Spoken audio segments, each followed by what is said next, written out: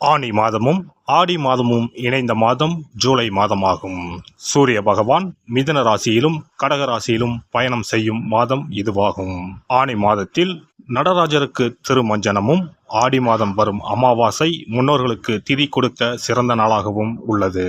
அம்மனின் அருளை பெறுவதற்கு உரிய ஆடி மாதம் இந்த ஜூலை மாதத்தில்தான் பிறக்கிறது. இம்மாத கிரக நிலைகளை பார்க்கும்போது மேசராசியில் செவ்வாய் மற்றும் சந்திரனின் சஞ்சாரம் உள்ளது.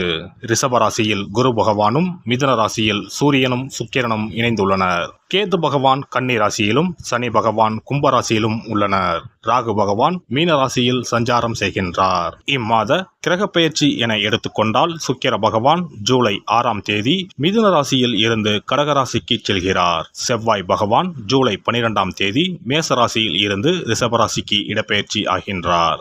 ஏற்கனவே ரிஷபத்தில் சஞ்சாரிக்கும் குரு பகவானுடன் செவ்வாய் பகவான் இணைந்து குருமங்கள யோகத்தை உண்டாக்குகிறார். அதே சமயம் இந்த ஜூலை மாதம் 16ஆம் தேதி இரவு 17ஆம் தேதி அதிகாலையில் சூரிய பகவான் மிதுன ராசியில் இருந்து பெயர்ச்சியாகி கடகராசியில் சஞ்சாரம் செய்கின்றார். இது ஆடி தமிழ் மாத பிறப்பை குறிக்கும்.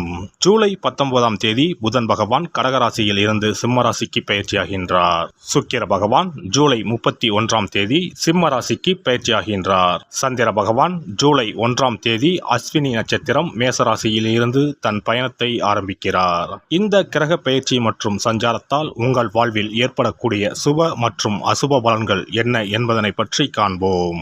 உங்கள் வாழ்வில் வளமும் நலமும் செல்வ செழிப்பும் பெற்று வாழ்வில் உயரிய நிலையை அடைய எல்லாம் வல்ல எம்பெருமானை வேண்டி விரும்பி கேட்டுக்கொள்கிறேன்.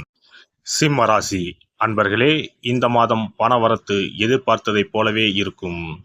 எடுக்கும் முயற்சிகள் அனைத்தும் வெற்றி பெறும். அதே வேளையில் ராசியை செவ்வாய் பார்ப்பதால் மற்றவர்களிடம் உங்கள் கருத்துக்களை கூறும்போது அவர்கள் தவறாக அதை புரிந்து கொள்ளலாம்.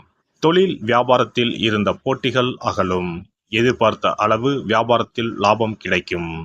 கூட்டு தொழில் வியாபாரம் செய்பவர்கள் கவனமாக இருப்பது நன்மை தரும். உத்தியோகத்தில் இருப்பவர்கள் வீண் அலைச்சலை சந்திக்க நேரும். மேல் அதிகாரிகள் கூறுவதை கேட்டு அதன்படி நடப்பது நல்லது. சக ஊழியர்கள் உங்களுக்கு ஆதரவாக இருப்பார்கள். குடும்பத்தில் இருந்து வந்த கருத்து வேற்றுமை நீங்கும். கணவன் மனைவிக்கு இடையே மனஸ்தாபங்கள் அகலும். எனவே கவனமாக எதையும் பேசுவது நல்லது. பிள்ளைகளிடம் அன்புடன் பேசுவது நன்மை தரும். அக்கம் பக்கத்தினருடன் வீண் வாக்குவாதங்களை தவிர்ப்பது நல்லது. பெண்களை பொறுத்தவரை இம்மாதம் விவேகமாக செயல்படுவது வெற்றியை தரும். எதிர்பார்த்ததற்கு மாறாக காரியங்கள் நடக்கலாம். கவனம் தேவை. வீண் அலைச்சல் ஏற்படும். கலைத்துறையினரை பொறுத்தவரை பெண்களிடம் பழகும் போது கவனம் தேவை. நண்பர்கள் மூலம் வீண் அலைச்சல் ஏற்படும். நேரம் தவறி உணவு உண்ண வேண்டியிருக்கும். அரசியல் துறையினருக்கு நினைக்கும் காரியங்கள் தள்ளி போகலாம். வீண் அலைச்சல் வேலைப்பளு இருக்கும். மேலிடத்திடம் நெருக்கம் அதிகரிக்கும். மனமகிழும் காரியங்கள் நடக்கும். மாணவர்கள் ஆசிரியர்கள் கூறுவதை கவனமாக கேட்டு அதன்படி நடப்பது வெற்றிக்கு உதவும். வீண் அலைச்சலை தவிர்ப்பது நல்லது. நட்சத்திர பலன்கள். மகம் நட்சத்திரம். இந்த மாதம் வீண் மனக்கவலை உண்டாகும். எதிர்பாராத செலவு ஏற்படும். அலைச்சலால் சரியான நேரத்திற்கு உணவு உண்ண முடியாத நிலை ஏற்படலாம். பணவரவு இருக்கும். வாக்கு வன்மையால் காரிய அனுகூலம் ஏற்படும்.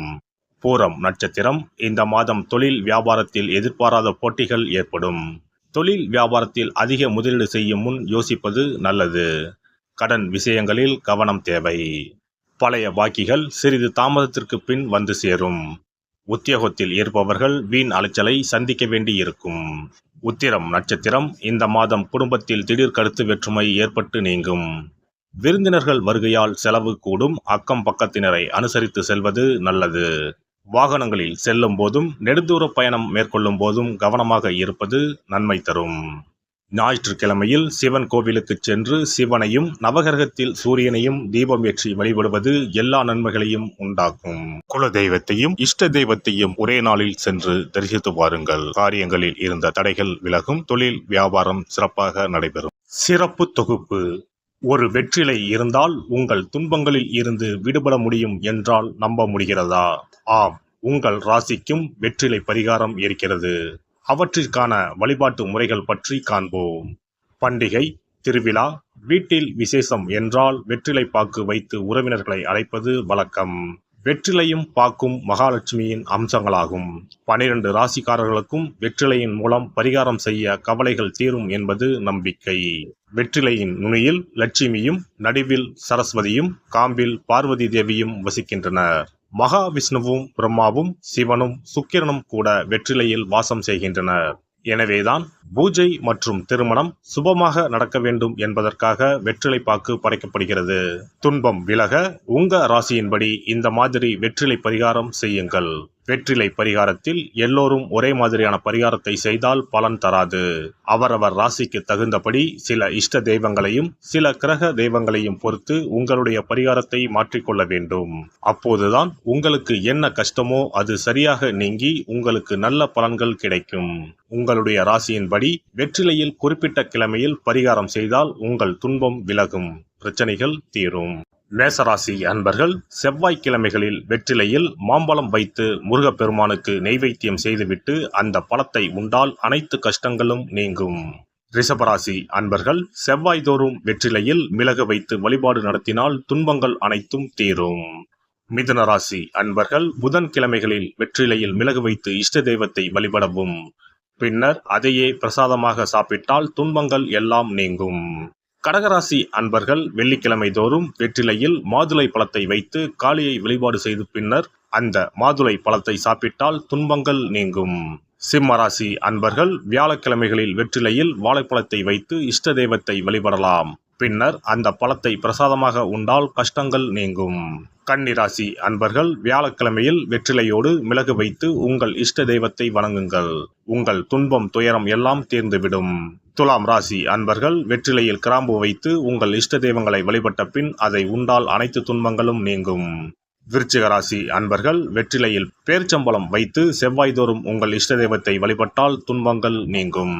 தனுசு ராசி அன்பர்கள் வெற்றிலையோடு கற்கண்டு வைத்து வெள்ளிதோறும் இஷ்ட தெய்வத்தை வழிபட்டு பின்னர் கற்கண்டை சாப்பிட்டால் துன்பங்கள் விலகும். மகர ராசி அன்பர்கள் வெற்றிலையோடு அச்சு வெல்லம் வைத்து வெள்ளிதோறும் காளியை வழிபட்டால் துன்பங்கள் துயரங்கள் நீங்கும். கும்பராசி அன்பர்கள் வெற்றிலையோடு நெய் வைத்து சனிக்கிழமைகளில் காளி தெய்வத்தை வழிபட்டால் உங்கள் துன்பங்கள் எல்லாம் தீரும். மீனராசி அன்பர்கள் வெற்றிலையோடு சர்க்கரை வைத்து ஞாயிறு தோறும் இஷ்ட தெய்வத்தை வழிபட்டால் துன்பங்கள் எல்லாம் விலகும். எல்லாம் வல்ல இறையருளால் நீங்களும் உங்கள் அன்பு குடும்பமும் உடல் நலம், நீலாயுள், நிறை செல்வம், உயர் புகழ், மெய்ஞானம் ஓங்கி வாழ்க வளமுடன். இந்த வீடியோ பதிவு உங்களுக்கு பிடித்திருந்தால் லைக் பண்ணுங்க, கமெண்ட் பண்ணுங்க, ஷேர் பண்ணுங்க, மறக்காம சப்ஸ்கிரைப் பண்ணுங்க, பக்கத்துல இருக்கிற பெல் பட்டனை கிளிக் பண்ணுங்க. நன்றி, வணக்கம். ஓம் நமச்சிவாய, சிவாய நம.